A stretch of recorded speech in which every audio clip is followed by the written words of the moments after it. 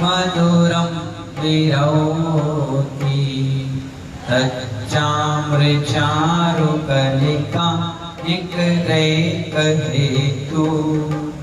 जय बोली विश्व के प्रथम तीर्थंकर ऋषभदेव भगवान की।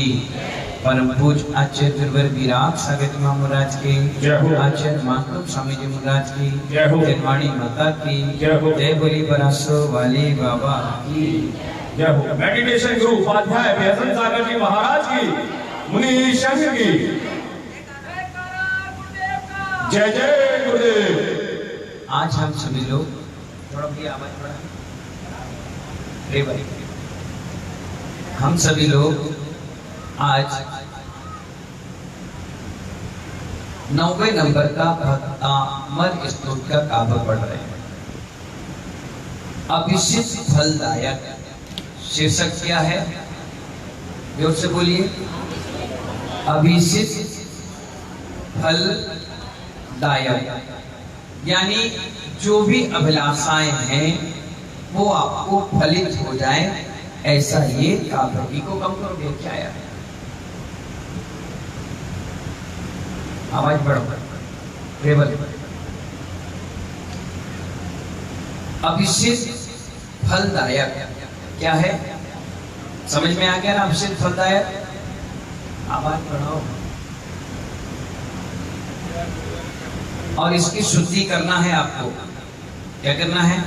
पहले शुद्धि कर लीजिए, फिर पढ़िए, आपको पढ़ने में बड़ा आनंद आएगा। इसकी शुद्धि करें। आस्ताम, ता के ऊपर बिंदी है ना, और ता भी कैसा है? बड़ा है ना। तो आस्ताम,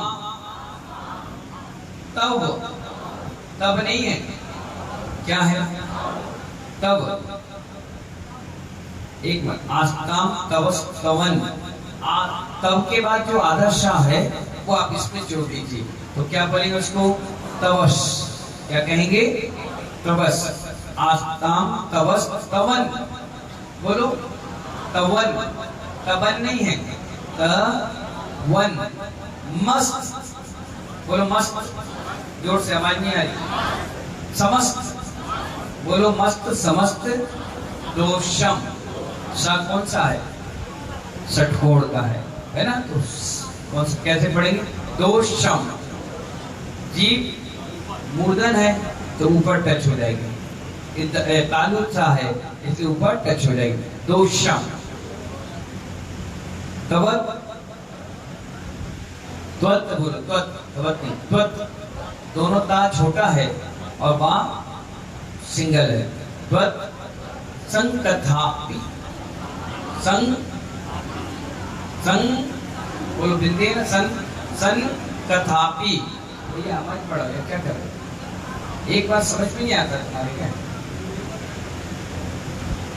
शन कथापि, कथापि मत बोलना, कथा। संकथा छोटा है ना, था में आके मात्रा। संकथापि। जगताम, तामे आके मात्रा है, जोर से बोलना। जगताम। दुरितानी, दोनों में छोटी है। दुरितानी, दूरी मत बोलना। दुरितानी। हंति, हंति भी नहीं, हंति, ठीक है ना। दूरे शस्त्र। गिरना, बिंदी है ना, कैसे बोलेंगे? गिरना। कुरुते, कुर्ते, क्योंकि आधा पा जुड़ जाएगा। कुर्ते। प्रभेव, प्रभेव। पद्मा करेशु, सु कैसा है? दंती वाला, मूर्ति तालु वाला, क्या बोले? कुरेशु। जल जानी, जानी नहीं छोटी है, जल जानी। विकास, सा कौन सा है? दंती। विकास। भांजी, भांजी, नाक से निकलना चाहिए, भांजी, ठीक है। अब इसको एक बार मैं पढ़ूंगा केवल, और दूसरी बार आप पढ़ेंगे। आस्ताम तवस्तवन मस्त समस्त दोषम।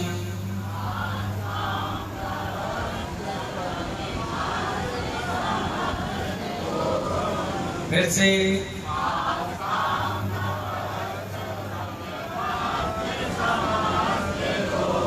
जोर से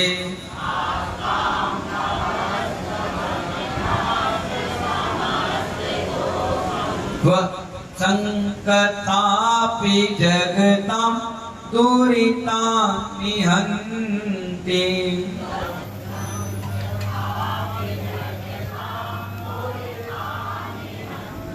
फिर से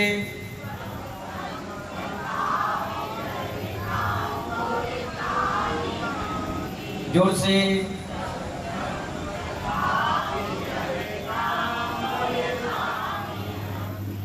दूरे सहस्त्र किरणा कुरुते प्रभा। दूरे सहस्त्र किरणा कुरुते प्रभेव।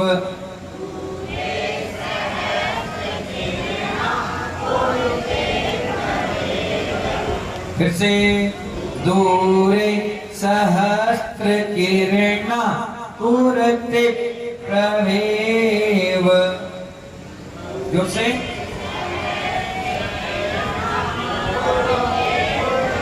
और जोर से पढ़िए।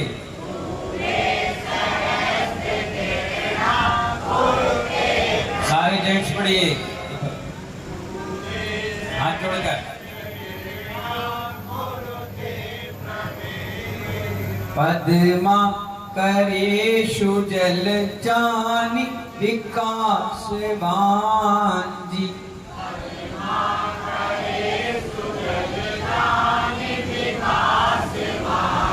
जोर से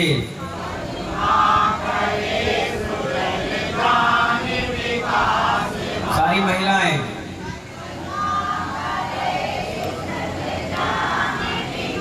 पीछे से सभी लोग बोलिए।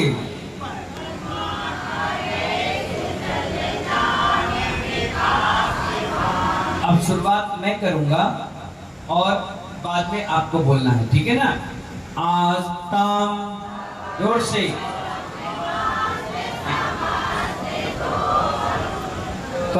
संकथापि दूरे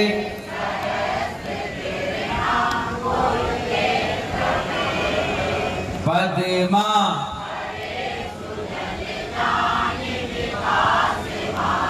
अब सारी लेडीज पढ़िए, चालू करिए। आस्ताम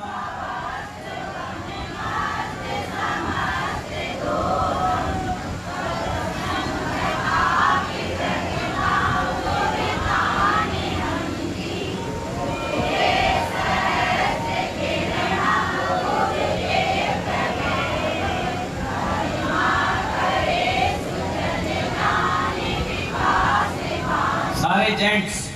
आस्ताम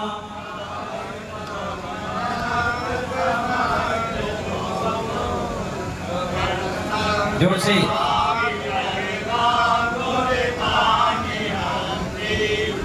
दूरे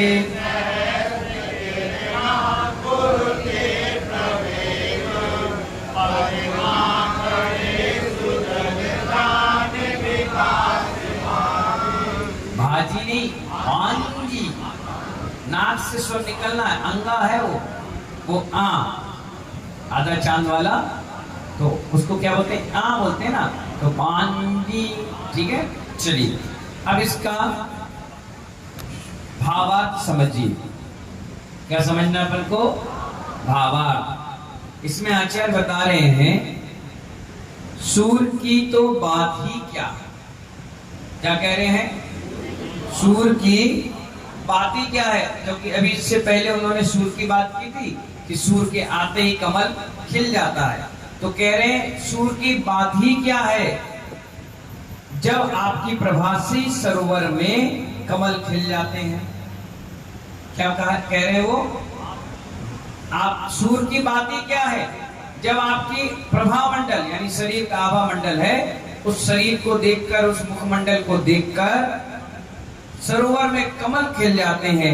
ठीक ठीक वैसे ही आपकी स्तुति तो दूर, आपकी पवित्र कथा सुनते ही प्राणियों के सारे पाप दूर। मालूम है, कोई व्यक्ति अगर एक ग्रंथ का स्वाध्याय कर लेता है तो समझ जाइए उसकी ना जाने कितने कर्मों की निजरा हो जाती है, कितने पाप क्षय हो जाते हैं, कितने शुभ आश्रय उनका हो जाता है, कितनी पुण्य वर्गणाएं मिल जाती है। क्योंकि ज्ञान कभी क्षय को प्राप्त नहीं होता, ज्ञान कभी क्षय को प्राप्त नहीं होता, धीरे धीरे धीरे धीरे इकट्ठा हो जाता है और इकट्ठा होते ही केवल ज्ञान में परिवर्तन हो जाता है। जो भी ज्ञान आप अभी ले रहे हैं, चाहे जैसा भी ले रहे हैं, जितनी सम्यकपना में ढल जाएगा उसी दिन इकट्ठा हो जाएगा और सीधे केवल ज्ञान के रूप में प्रकट हो जाएगा। हमें लगता है कि हम कुछ पढ़ नहीं पा रहे, हमें याद नहीं हो रहा। कभी ताजा मटका बाजार से लेकर के आना, नीरू भाई क्या लेके आओगे? ताजा मटका लेकर आना जिसमें पानी की एक बूंद नहीं डली, और ला करके घर पे रखना, और राजू भाई एक बूंद पानी की डाल देना। क्या होगा? सूखा थोड़ी ना, कहां से सूख गया? वो अंदर गया है। अभी 2 बूंद डालोगे तो वो भी अंदर आ जाएगा। सूखा नहीं है, ये हम गलत मानता है, ऐसे कहते हैं कि सूख गया। सूखा नहीं है।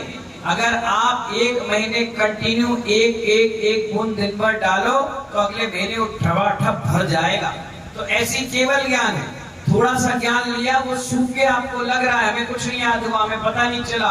ये जितने प्रवचन, स्वाध्याय, सातवीं धारा, पूजा पाठ, अभिषेक, ये सारा इकट्ठा हो रहा है। जैसे टेप रिकॉर्ड पहले चलता था, कैसे उसमें क्या आपने कुछ भी बोला वो सब रिकॉर्डेड हो रहा है, और लास्ट में जब आप उसको रिप्लाई करके खोलते थे तो क्या होता था? अरे हमारी सांस भी आ गई इसमें तो, अच्छा हम हंस रहे थे वो भी आ गया, और हम तो ऐसे बोल रहे थे वो भी आ गया, सब आ गया ना। ऐसे ये ज्ञान है, धीरे धीरे धीरे धीरे सब समाहित हो रहा है। जो भी मिथ्या है, सम्यक है, सब समाहित हो रहा है। जिस दिन तुम्हारे सम्यक जैसे गुण प्रकट होने चालू हो जाएंगे, केवल लब्धि होना चालू हो जाएगी, तीर्थंकर या अरहंत बनने के लिए मोक्ष मार्ग प्रशस्त हो जाएगा, उसी दिन ये अपने आप परिवर्तन हो जाएगा और तुम्हें पता भी नहीं चलेगा कि हम केवल ज्ञानी हो गए। यही है। इसलिए कभी भी कहीं भी कुछ भी समझ में आए चाहे ना आए, क्या करना चाहिए? सुनना चाहिए। क्या करना चाहिए? सुनना चाहिए। चाहे समझ में आए चाहे नहीं आए, पढ़ना आए चाहे ना आए, बैठे रहना चाहिए। बैठे भी रहोगे तो आचार्य कह रहे हो सम्यक की उपलब्धि आपको हो जाएगी। आप बताइए, गौतम स्वामी गणधर को कौन सा MBA उन्होंने किया, कौन सा CA, कौन सी नीट की परीक्षा दी, कौन सी MPPSC UPSC की परीक्षा दी? कुछ नहीं दी। और अचानक से आए और सम्यक जो ज्ञान मिथ्यात्व में था वो सम्यक में बदल गया। बस तुरंत केवल ज्ञान हो गया, तुरंत गणधर बन गए, तुरंत सब कुछ होना चला गया। इतना फास्ट हुआ कि सब देखते रह गए, और इतने सारे मुनि बैठे उनको गणधर नहीं बनाया। गौतम स्वामी ब्राह्मण को गणधर बनाया।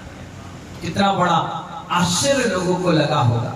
इसलिए महानुभाव आचार्य कह रहे हैं सूर्य की क्या बात, सूर्य आपके सामने क्या, आपके शरीर का आभा मंडल, आपका प्रभा इतनी तेज है कि अपने आप कमल खिल उठते हैं। मालूम है जब तीर्थंकर जहां आते हैं कई योजनों तक एक साथ फल और फूल, सारे ऋतुएं एक साथ पल्लवित हो जाती, खुश हो जाती।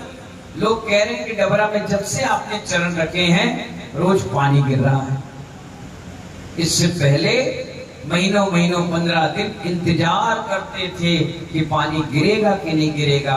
महानुभाव, तीर्थंकर के आने से 6 ऋतु आती है और संत के आने से बसंत आ जाता है। ठीक है ना? तो इसी प्रकार से आप उनकी कथा का श्रवण भी करेंगे तो हमारे कई पापों को, प्राणियों के पाप क्या हो जाते हैं? दूर हो जाते हैं, शांति मिलती है, हमें जीवन जीने का ढंग मिलता है। तीर्थंकर ने कैसे जिया, हमें कैसे जीना चाहिए, कैसे वो मोक्ष मार्ग पे बढ़े, हमें बढ़ना चाहिए, कैसे उनको बैराग आया, हमें भी आना चाहिए। आज नहीं कल नहीं, कभी तो बैराग आएगा, कभी तो लहर आएगी, किनारे पर बैठे रहो, कभी लहर आएगी, जिस दिन आएगी उसी दिन केवल ज्ञान और मोक्ष मार्ग प्रशस्त हो जाएगा। इन्हीं भावनाओं के साथ आप नीचे का अर्घ्य पढ़े। ओम ह्रीं अरम नमो संबिं सुदारणम रिद्धि सहित श्री आदिनाथ जिनेन्द्राय अर्घम निर्वपामिते। चलिए, इसके बाद 73 नंबर पृष्ठ में यंत्र देख लेना, यंत्र बना हुआ है, उसका रिद्धि मंत्र पढ़िए। ओम ह्रीं अरहम नमो संभीड़ संभीड़ सुदारणम झोम झोम नमः स्वाहा। देखिए, झोम झोम नमः स्वाहा सब में जुड़ेगा, ओम ह्रीं अरहम नमो सब में जुड़ेगा, बीच के अक्षर दो वो बदल जाएंगे, इसलिए मंत्र याद करने में कोई दिक्कत नहीं है। हम लोग पढ़ते ना, नमो जिणाणम नमो ओहिजिणाणम परमो जिणाणम सबो जिणाणम अंतर्जिमाणम कोट बुद्धिरम बीज बुद्धिरम पादानुसरण संबिं सुदाण पादाणी, ये टाइम से पढ़ते हैं, 48 रोज पढ़ते हैं। और रोज पढ़ते हैं इसलिए जिस चौके में आहार करके आते हैं चौके में कोई भूखा नहीं जाता। भोजन कितना ही कम बनाओ वो सब बच जाता है, सिद्धि हो जाती है, और लोगों को आशीर्वाद जो दे दे जो कह दे वो फलित हो जाता है। क्यों? क्योंकि 48 रिद्धि मंत्र 24 घंटे ये मुनिराज पढ़ते रहते हैं। समझ गया ना? इसलिए आप लोग को भी पढ़ना चाहिए, घर की बरकत होती है, अच्छा लगता है। तो मंत्र क्या है फिर से एक बार पढ़िए। ओम ह्रीं अरहम नमो संबीड़ सुदारणम झोम झोम नमः स्वाहा। ऐसे ऋषि का मतलब समझ गया ना, मुनि महाराज से, भगवान से। ऐसे ऋषि असंख्यात योजन तक के सभी जीवों को उत्तर दे सकते हैं, ऐसे उन्हें मेरा प्रणाम है। असंख्यात का मतलब समझ गया ना, जिनकी कोई संख्या नहीं। योजन आपको बता दिया था, असंख्यात क्योंकि कोई संख्या नहीं, इतने लोगों को वो उत्तर दे देते थे। आज के युग में कोई ऐसा व्यक्ति है? आज के समय में कोई व्यक्ति है? हम बताएं कौन है? हैं? थोड़ा टेबल बढ़ा है। गूगल तो बैटरी लो के बाद खत्म, पासवर्ड डालो तभी बताएगा। हम बताएं? हाथ जोड़िए, पूछो। एक बात है श्री, पूछो। हाँ, हमें पे मत करो, ढंग से बोला करो। हाँ, हम बता रहे, सुनिए। गांधी जी को आप जानते हैं? कौन थे? महात्मा गांधी जी, ठीक है ना? आजादी की लड़ाई में मुख्य भूमिका में वो थे, इसलिए नोट पर उनका फोटो लगा है। 2 अक्टूबर का गांधी जयंती मनाते, ठीक है ना? समझ गए? अब सुनिए, गांधी जी के गुरु थे सर्वसेठ रायचंद। क्या नाम था? वो बहुत बड़े रत्नों के व्यापारी थे, हीरा माणिक पन्ना गोमेद हर तरीके के रत्नों के बहुत बड़े व्यापारी थे। और वो थे श्वेतांबर। क्या थे? आकाश से जितने भी ग्रंथ प्रकाशित होते हैं उनकी सबसे पहले फोटो लगाई जाती थी। वो क्षुल्लक जैसे रहते थे, प्रतिमाधारी रहते ना अपने यहाँ, ऐसे श्वेतांबर समाज में रहते थे। और गांधी जी उनको अपना गुरु मानते थे। क्या मानते थे? उनका पूरा शरीर एक एक हड्डी, कैलाश चंद जी एक एक हड्डी उनकी गिन लो, एक एक शरीर की हड्डी ऐसे बैठते थे, पूरी शरीर की हड्डी गिन लो। बहुत बड़े व्यापारी थे, उन्होंने सारा व्यापार त्याग करके दीक्षा ले ली थी, समाधि संलेखना की थी। श्वेतांबर थे और गांधी जी के गुरु थे। उनकी क्षमता इतना तेज था महानुभाव कि उनके पास लोग जिज्ञासा समाधान के लिए आते थे। उस समय मुनि कम होते थे, तो ये जितने लोग थे ये बैठते थे, स्वाध्याय करते थे, ज्ञान अर्जन करते थे, मुमुक्षु थे। तो उनसे लोग डिस्कस करने और जिज्ञासा समाधान के लिए आते थे। तो जब आते थे तो जैसे यहाँ कितने लोग बैठे? 500 लोग। कितने बैठे रहते? 500। तो 500 के 500 लोग एक साथ क्वेश्चन करते थे। सुनना बड़े ध्यान से, आपको उदाहरण से बता रहा हूँ। 500 के 500 लोग एक साथ पूछो, और अभी आप 4 लोग पूछोगे तो मैं बता नहीं पाऊंगा, सोचना पड़ेगा मुझे। और 500 लोग पूछते थे अलग अलग, किसी ने पूछा चंदा क्या है, किसी ने पूछा रात क्या है, किसी ने पूछा सूर्य कहाँ है, किसी ने पूछा सम्यक क्या है, किसी ने कहा जीव कहाँ है, किसी ने कहा पुद्गल क्या है। सब कुछ सुनते थे और सुनने के बाद 500 लोगों को एक एक करके उत्तर देते थे। हाँ रितेश, तुम्हारा ये क्वेश्चन था, ये आंसर है, ठीक है बाप जी। हाँ भाई प्रेसिडेंट साहब, आपका ये आंसर है, ठीक है बाप जी। हाँ भाई नरेंद्र, तुम्हारा ये। हाँ भाई राकेश, तुम्हारा ये। हाँ भाई डायमंड, तुम्हारा ये। रानू, तुम्हारा ये। राजेंद्र, तुम्हारा ये। हाँ भाई कोमलचंद के लड़के, तुम्हारा ये। राजू, तुम्हारा ये। कन्हैया लाल, तुम्हारा ये। फटाफट सब आंसर सब देख के चमके, अरे ये क्या हो गया, इन्हें सब कुछ कैसे याद है। पिछला ज्ञान जो मटके में पानी गिरा था वो सूखा नहीं था, वो था, वो आज उजागर हो गया। इसीलिए मैंने कहा इस धरती पर भले भगवान नहीं है, लेकिन भगवान के पदरस से पवित्र धरतियों पे पैदा वाले इंसान जरूर है। इसीलिए उसका असर हमारे मस्तक पर, मन पर, ज्ञान पर जाता है। इसलिए जितना इस पुस्तक की आप विनय करोगे, पढ़ाई की विनय करोगे, विनय आपको ऊंचाई पर उठा देगी, आपकी विद्या को बढ़ा देगी। जितने ऊंचाई पर हाथ जोड़कर विनय के साथ आप जितना पढ़ेंगे, उतना आपके लाइफ टाइम अंत समय तक एक ज्ञान भी काम आएगा और बाकी सब छूट जाएगा। मकान छूट जाएगा, परिवार छूट जाएगा, यहाँ तक कि शरीर भी आपका साथ छोड़ देगा। सिर्फ एक माइंड ऐसा है जो ज्ञान है वो अंत तक रहेगा। इसलिए सेठ श्रीमद रायचंद जी कौन थे? गांधी जी के गुरु थे। उन्होंने ही गांधी जी को जैन संस्कार की शिक्षाएं दी, जिस कारण से आज हमारे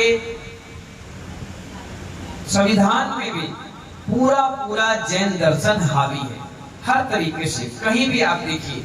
इसीलिए उनका बहुत बड़ा उपकार था जो उन्होंने राष्ट्रपिता महात्मा गांधी को जैन संस्कार दिए। इसलिए वो जब भोजन करते थे, कपड़े पहनते थे, तो अपरिग्रहवाद का कपड़ा पहनते थे, अपने हाथ से बनाते थे, अपने हाथ से पहनते थे, सारी व्यवस्था रखते थे।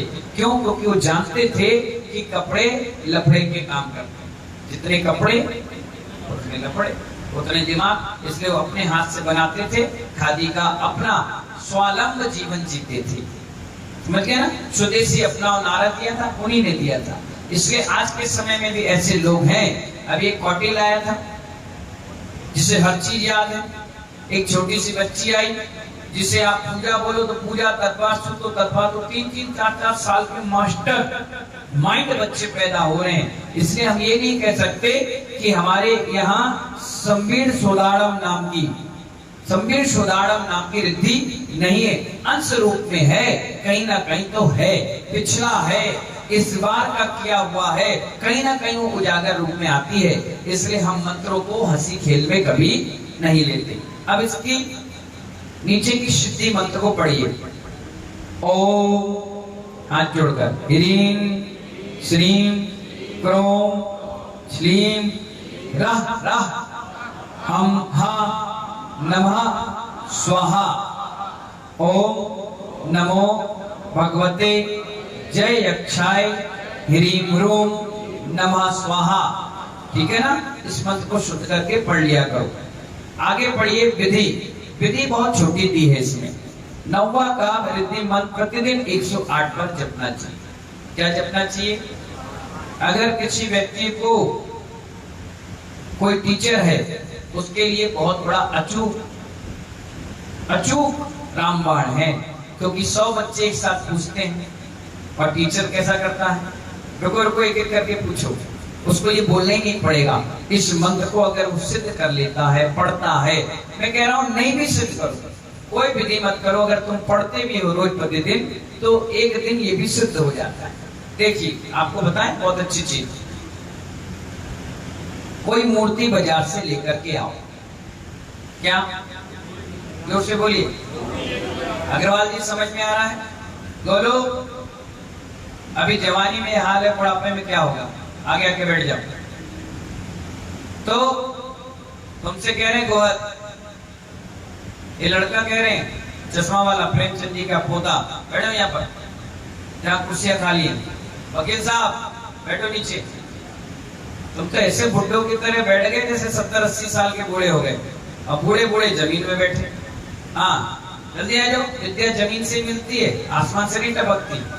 हाँ तो क्या कह रहे थे हम? मूर्ति बाजार से ले आओ और मंदिर में रख दो।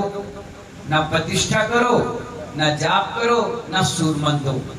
सुनना पड़े ध्यान से। क्या वो पूजनीय होती है? नहीं होती, बिल्कुल नहीं होती। सिरसी वाले बाबा नहीं होती। लेकिन आचार्यों ने कहा है अगर उस मूर्ति का रोज अभिषेक करना चालू कर दो, रोज शांति धारा करने चालू कर दो और 100 साल हो जाए, कितने? वो पूजनी हो जाती। क्या कहा मैंने? 100 साल होना चाहिए। पूजा पाठ, अभिषेक, पूजा। कई ऐसे मंदिर हैं जहां 150 साल पहले कोई मूर्ति लाकर रख गया, ना पूजा हुई, ना प्रतिष्ठा हुई, ना पंचनाद हुआ और रखी रही। लोग भगवान समझकर पूछते रहे, पूछते रहे, पूछते रहे, पूछते रहे, पूछते रहे। मंत्रों में इतनी ताकत होती है महानुभाव कि 100 साल बाद वो भगवान बन गए, पूजने चालू हो गए। अब उसमें कोई विकल्प ही नहीं रखा। इसीलिए जो मंत्र आप रोज पढ़ रहे हो, पढ़ रहे हो, पढ़ रहे हो, पढ़ रहे हो, वो सिद्ध हो गया। क्या हो गया? इसीलिए अपना पेन कभी किसी को नहीं देना चाहिए, अपनी जान कभी किसी को नहीं देना चाहिए, अपना आसन कभी किसी को नहीं देना चाहिए, अपनी पुस्तक कभी किसी को नहीं देना चाहिए। ये अपने आप में सिद्ध हो जाती है। क्या हो जाती है? विमल सागर जी महाराज कहां थे? सौम्य शिखर में थे और उनका देह परिवर्तन हो गया। ठीक है, अब वो तो चले गए, लेकिन उनका पिछी कमंडल, चश्मा, पेन, पुस्तक, डायरी, जो जो सामग्री थी वो रखी हुई है।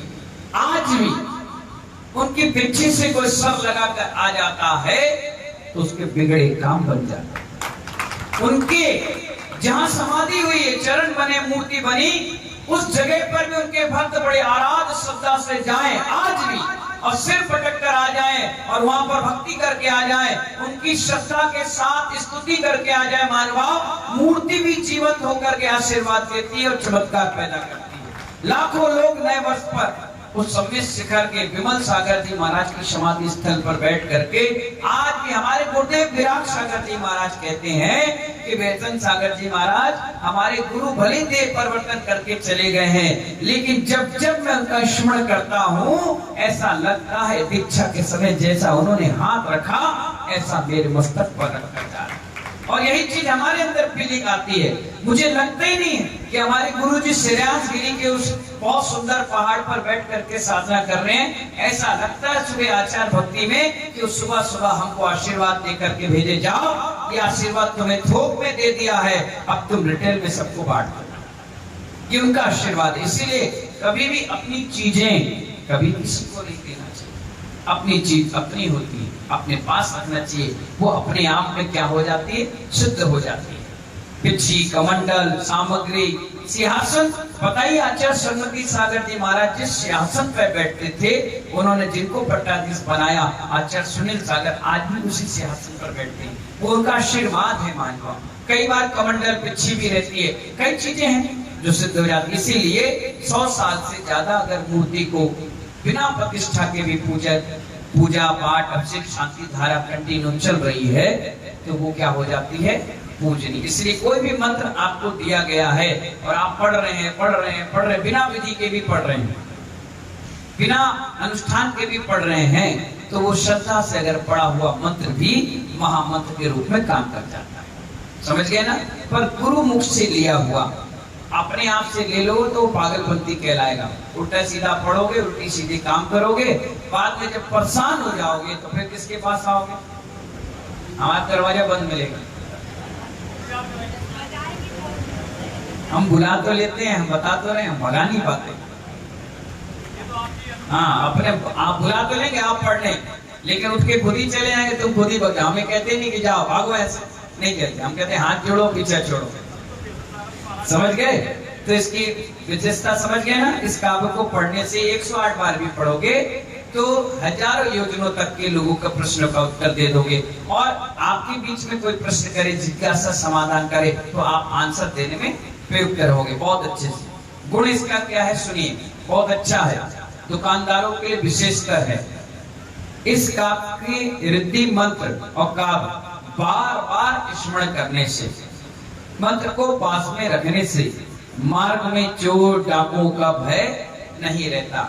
जैसे व्यापारी हैं और मार्केट में गए पैसे लेने के लिए, पहले के समय में डाकू होते थे, आज के समय में क्या होते हैं, लुटेरे होते हैं, चोर होते हैं।